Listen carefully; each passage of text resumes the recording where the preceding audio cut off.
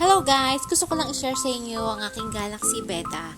So, napansin ko na ready for breeding na yung aking babae dahil pregnant na siya. So, marami na siyang egg dun sa tiyan niya. And also, nakita ko rin na ready na rin yung aking male dahil gumarami na siyang gumawa ng bubble nest. So, naisip ko na iset na sila para makapag-start na ako mag-breeding. But anyways, to make it short, nakaset up na ako, nailagay ko na si male and meron na rin na bubble nest. So, naisip ko na ilagay na rin si female.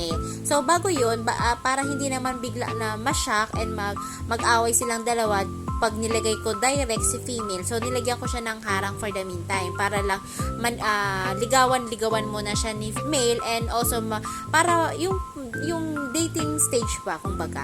So, anyways, ayan na nga yung ginagawa niya. So, nagtataka ko kung bakit laging nakakalabas itong aking female. So, nakailang padaan-daan ako and dahil nakikita ko na parang, ano ba to, nagja-jump ba siya? Kung bakit lagi siyang nakakalabas doon. So, na-curious ako. So, tiningnan ko kung ano yung ginagawa niyang technique, kung bakit siya nakakalabas doon. So, napansin ko na yan, minumove niya yung cup dahil siguro magaan lang naman siya. Minumove niya gamit yung head niya and gumagawa siya talaga ng paraan na makahanap ng butas para magkasya siya.